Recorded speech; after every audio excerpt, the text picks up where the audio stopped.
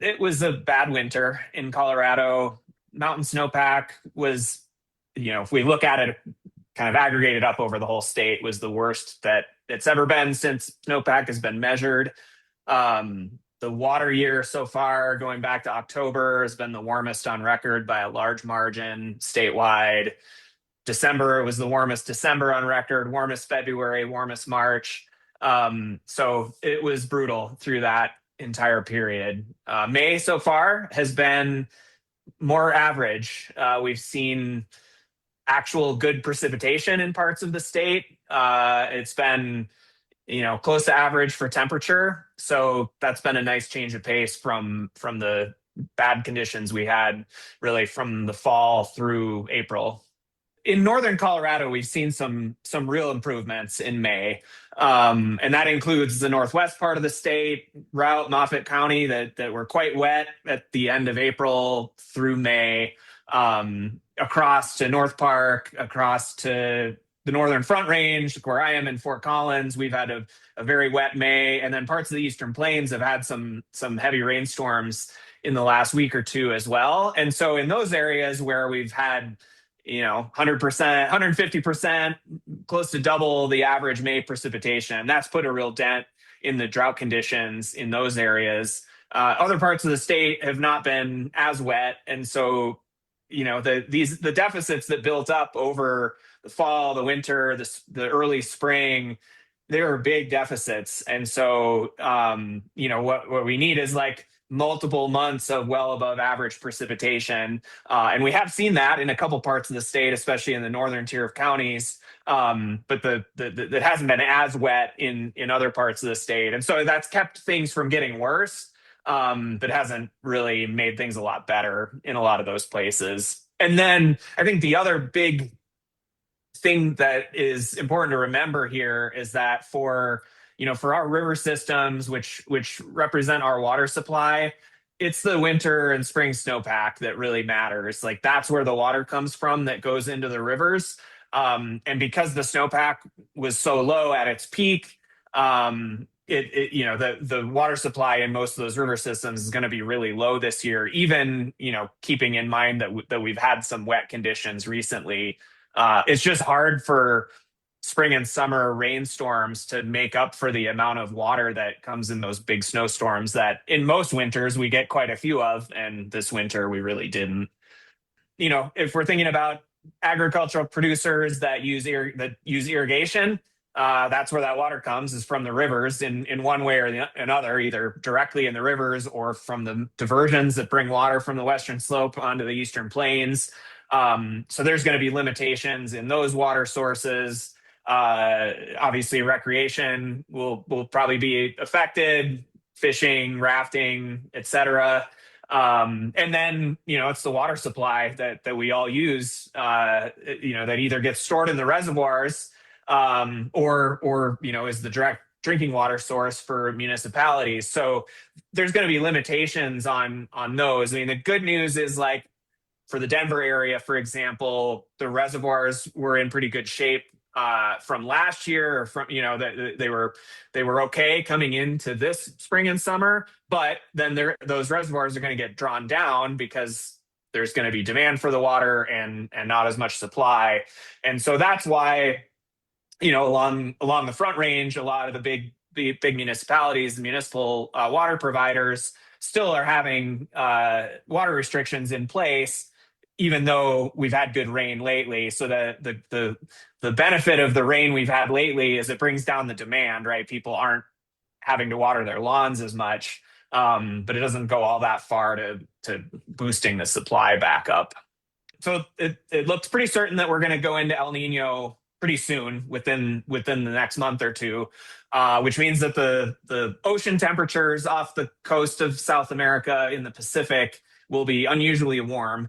So they're headed in that direction. There's a chance that they get really warm in that area, which would be the super El Nino, development that sometimes gets used. And so the changes in the ocean temperatures in the Pacific affect where the thunderstorms are in the Pacific, which alters where the jet stream goes, and then that's how it ends up affecting our weather here in North America.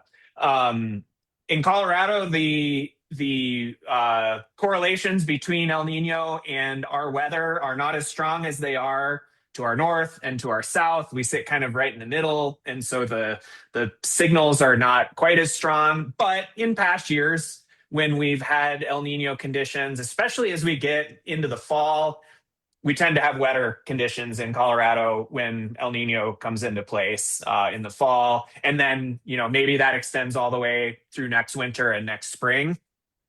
The last couple of really strong El Ninos we've had, one was in 1997 into 98. 1997 summer was a big flood summer along the Front Range.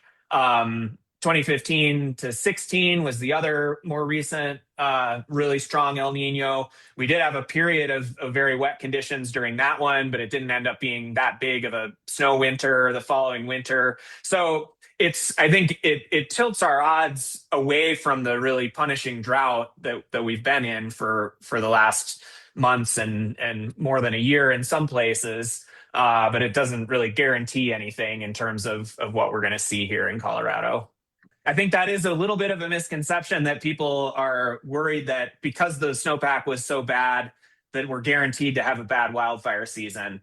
Bad droughts, bad snowpack years in the past have been the ones that have been bad for wildfires. So the stage is set that the fire season could be bad. But these wet conditions we've had, especially in northern Colorado in the last few weeks, certainly help, at least in the near term, to limit that.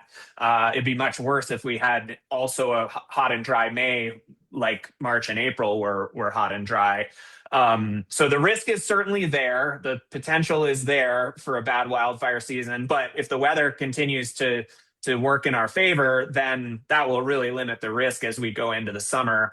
And the other thing that's also important to emphasize is that wildfire is one of the weather related hazards that people actually have some control over. A lot of wildfires are started by people, and if people don't start those fires, then those fires don't get started, even if the weather it would support, fast fire growth. And so it's just important for people to be really careful with fire in their activities, if they're camping or whatever, to make sure that those big fires that have the potential to grow don't get started in the first place. It's probably also good to note that the reservoirs we have here in Colorado, and in the big picture, are fairly small compared to the huge ones on the Colorado River, like Lake Powell and Lake Mead downstream. Those are huge reservoirs. They're going down to record or near record low levels again. There's huge concerns about that because the river flows into those big reservoirs are going to be bad again this year. And so there's that issue of those huge reservoirs being depleted. Here in Colorado, ours are relatively small, so they really do hinge on how much snow we get in the mountains each winter. They're there to buffer against one, maybe two bad years. So you fill them up in a good year, and then that can last for one, maybe 2 years as a savings account there. But if you have multiple bad years in a row, then those get depleted really quickly, and then they're really hard to fill back up from rain in the summer. It's just the amount of moisture, the amount of precipitation we get from summer thunderstorms and rainstorms is really small compared to what you get in these huge snowstorms in the winter. Those rainstorms can bring really heavy rain to a small area over a short period of time, and so it's like a lot of water in a short amount of time. But they tend to be fairly localized, which is in contrast to the snowstorms, which we can get feet and feet of snow in a big snowstorm in the winter, and in normal years we get a bunch of those kinds of storms. That's just so much more water than we can ever get from summer rains. Where the summer rains help is they reduce the demand. They mean people aren't using as much water because their landscapes are wetter because it's been raining. So that's really good, and it helps keep those levels up. But it's very rare to get enough rain that you're gonna really add to the amount of water in the reservoirs in the summer. Yeah, so having the snowpack be really bad and melting out early, it's going to mean that the river flows later on in the summer are going to be really low. Like we're getting an early peak the peak's not going to be that good in most of those river systems. And so by the time we get to July and August, the flows are likely to be extremely low at that point. So, where that really has big impacts is for irrigated agriculture. When do you need the irrigation water? You need it when it's really hot and dry in the heart of the summer.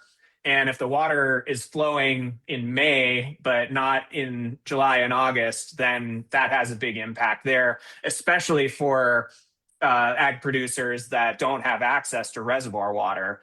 So if they're relying on flows in the river, there's very likely to be not much there when we get to July and August. And it's the water users that have the senior water rights that get the first access to that water, but then that means that those with more junior rights don't have that water available. So that's one of the big impacts of having both the poor peak snowpack and having the peak coming early, is that the flows are by the time we get later in the summer just aren't going to be there. Depending on where you are, those projected stream flow numbers are very low. Their forecast as of May 1st was that the flow into Lake Powell, the big reservoir down on the border of Utah and Arizona, was going to be the lowest on record. For various rivers around Western Colorado, somewhere between the worst and like the second or third worst.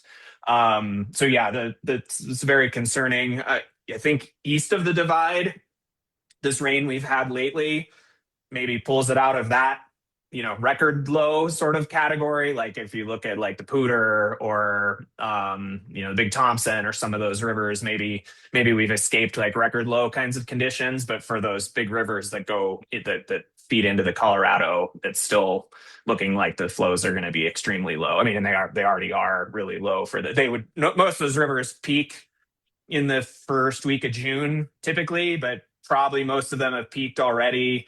Or if a second peak is coming, it's not going to be a very big one. So they're going to be below average. And then once the snow's all gone, then the flows really drop down. Like, what else is at like the forefront of your mind? Like, what are you worried about? What's piqued your interest lately? Like, what are some things that you're really focusing on right now?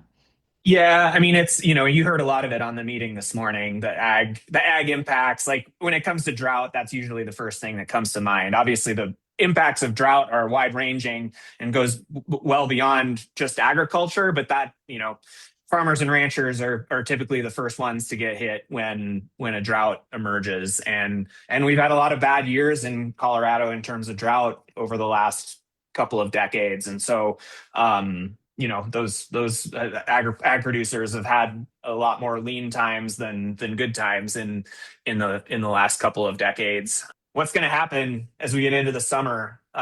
We've kind of had the stage set for these bad conditions with the snowpack being so awful this year and all that warmth and dryness in the winter and early spring. And are we gonna get bailed out a bit by better weather as we get later in the summer, or are things gonna get a lot worse before they get better? I think they're gonna get better because of the El Nino coming in. I don't think we're gonna have month after month after month of this punishing drought like we've seen going forward through, say, the end of the year or next winter. But it's still too early to say whether we get really bad now in June and July before better rain comes in later, or if maybe the weather turns in our favor sooner, and that would help a lot with the wildfire risk with some of the other drought impacts.